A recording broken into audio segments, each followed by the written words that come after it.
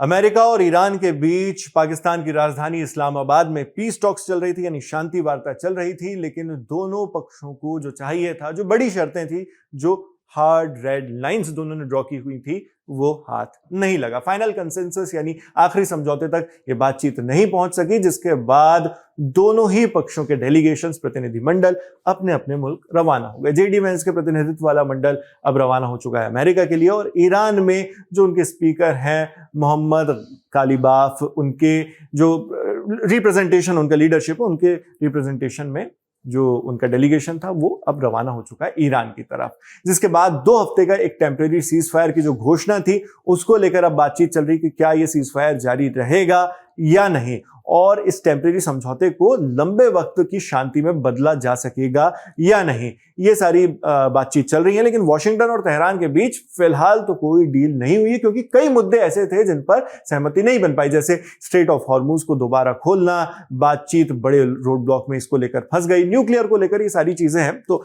American vice president JD Vance, जो अमेरिकी delegation को लीड कर रहे थे, उन्होंने बताया कि 21 घंटे चली बातचीत बेनतीजा रही और वो वापस लौट रहे हैं। वेंस ने कहा कि अमेरिका ने ईरान को बेस्ट डील यानी सबसे अच्छा ऑफर दिया था, लेकिन ईरान ने उसे कबूल नहीं किया। उन्होंने प्रेस से बातचीत में कहा, हमने बहुत साफ कर दिया है कि हमारी रेड लाइंस, सख्त शर्तें क्या हैं, किन चीजों में हम उन्हें सहूलियत देने को तैयार हैं और किन चीजों में कतई नहीं। हमने इसे जितना मुमकिन हो सकता था उतना साफ कर दिया, लेकिन उन्होंने यानी ईरान ने हमारी शर्तों को स्वीकार नहीं करने का फैसला लिया। अपने करीब 3 मिनट की बातचीत में अमेरिकी उपराष्ट्रपति ने कहा कि दोनों देशों के डेलीगेशंस के बीच कई गंभीर और ठोस चर्चाएं हुई, लेकिन इसके बावजूद वो ऐसे किसी समझौते तक नहीं पहुंच सके जो अरब के खाड़ी क्षेत्र में लंबे वक्त की शांति सुनिश्चित कर सके। 40 दिन, आप जानते हैं, 40 दिन के लगभग ये वॉर चली थी। वेंस ने कहा, हमारी ईरानियों के साथ कई गंभीर चर्चाएं हुई, ये अच्छी खबर है। बुरी खबर यह है कि हम किसी समझौते तक, किसी एग्रीमेंट तक नहीं पहुंच सके, और मुझे लगता है कि यह खबर ईरान के लिए अमेरिका से कहीं ज्यादा खराब है। न्यूक्लियर इशू पर भी उन्होंने जानकारी दी। वेंस ने यह तो नहीं बताया कि ईरान ने किन किन बातों को ठुकराया, लेकिन उन्होंने इशारा किया कि अमेरिका को यह पक्का यकीन नहीं मिला कि ईरान भविष्य में न्यूक्लियर वेपन्स यानी परमाणु हथियार नहीं बनाएगा। उन्होंने कहा, सीधी बात यह है कि हमें एक स्पष्ट आश्वासन चाहिए कि वो यानी ईरान परमाणु हथियार बनाने की कोशिश नहीं करेंगे और ना ही ऐसे साधन डेवलप करेंगे जिनसे वो जल्दी परमाणु हथियार बना सके।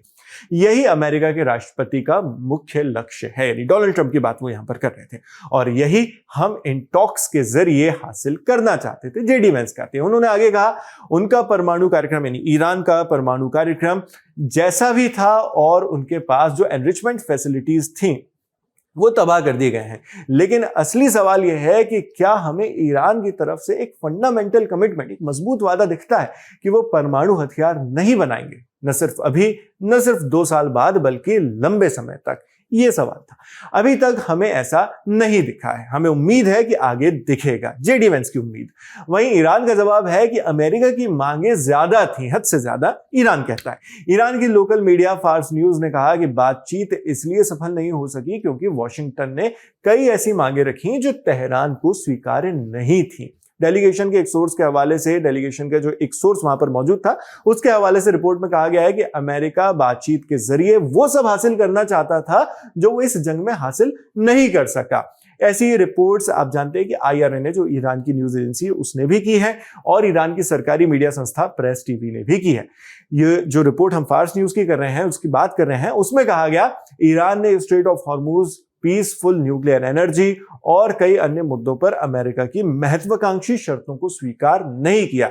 एक अन्य सोर्स ने यह भी कहा कि अमेरिका बैठक से निकलने के लिए बहाना ढूंढ रहा था। उसने कहा, अमेरिकियों को अंतरराष्ट्रीय मंच पर अपनी छवि बचाने के लिए बातचीत की जरूरत थी, और वो युद्ध में मिली असफलता और गतिरोध यानी कोई नतीजा न निकल पाने के बावजूद अपनी उम्मीदें कम करने को तैयार नहीं थे इस पीस टॉक से। ये सब ईरान के सोर्स कह रहे हैं। सोर्स ने यह भी जोड़ा कि ईरान नियर फ्यूचर में फिर से बातचीत करने की कोई प्लानिंग नहीं कर रहा है, यानी आसपास के दिनों में हो सकता है कि आपको ईरान की तरफ से इसको लेकर कोई इनिशिएटिव ना दिखे, बातचीत के टेबल पे, बातचीत की मेज पर वो लोग नजर ना आए मीडिएशन के साथ साथ। ऐसे में फिर सवाल आता है कि सीज फायर के भविष्य का क्या?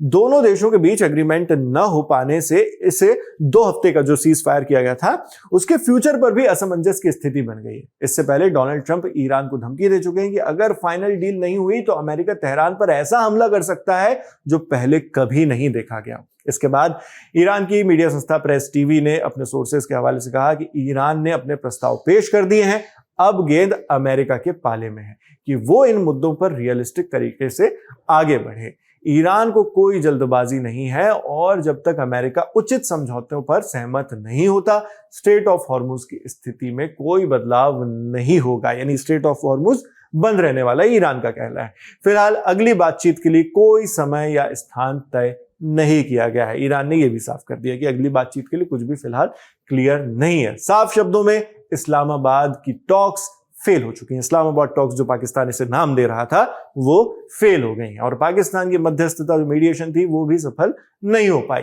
इस बीच पाकिस्तान और ऑस्ट्रेलिया दोनों देशों ने मिलकर सीज फायर कायम रखने की अपील की है, ईरान से भी और अमेरिका से भी। दोनों ही देशों ने अभी की बातचीत को बेनतीजा जरूर माना है, यानी ईरान और अमेरिका ने, लेकिन यह जरूर दोनों पक्षों ने माना है कि बहुत से पॉइंट्स पर समझौते हो चुके थे। कुछ 2-3 मुद्दे ही थे जहां बात नहीं बन पाई। ऐसे में मुमकिन है कि भले ही कोई वक्त, कोई जगह या तारीख डिक्लेयर ना हुई हो, मगर फिर से हमें एक और दौर की पीस टॉक्स दोनों मुल्कों के बीच देखने को मिले। अब इस बातचीत को कौन मीडिएट करता है ये अलग बात है। उम्मीद यही है कि जंग शांत हो। पाकिस्तान की कोशिश तो यह है कि वो फिर से इस बातचीत को मीडिएट करे, उसमें मध्यस्थता का काम करे, लेकिन फिलहाल ईरान ने भी साफ शब्दों में कह दिया है कि जगह और तारीख, दिन, ये सब कुछ भी फिलहाल डिसाइडेड नहीं है, यानी पाकिस्तान को ईरान इंक्लूड नहीं कर रहा है। पहले भी आप जानते हैं कि आरोप लग चुके हैं, वो ड्राफ्ट वाला जो चल रहा था सीन, जो उन्होंने पाकिस्तान के प्रधानमंत्री शहबाज शरीफ की जो पोस्ट थी उसमें ऑफिशियल स्टेटमेंट के पहले ड्राफ्ट ऑफ पाकिस्तान पीएम ऐसा लिखा हुआ था। तो ये भी आरोप पहले लगते रहे हैं कि पाकिस्तान ने खुद मध्यस्थता नहीं की है, अमेरिका की ओर से उन्हें एज अ टूल यूज किया गया, एज अ पपेट यूज किया गया, और जो वो कहना चाहता था अमेरिका वो शहबाज शरीफ से कहलवाया गया। लेकिन ईरान ने इस बात फिलहाल कर दिया है, पूरा जो क्लियर था वो कर दिया है फिलहाल, कि वो पाकिस्तान में तो नहीं है अभी फिलहाल, और कब करेगा, कहां करेगा, ये भी क्लियर नहीं है। ऐसे में देखना है कि क्या होता है आगे। उम्मीद यही है कि जंग शांत हो। बाकी इस पूरी जानकारी पे, इस रुख पर आप क्या सोचते हैं, कमेंट बॉक्स में लिखकर जरूर बताएं। मैं हूं शेख नावेद, देखते रहिए लर्न एंड टॉक।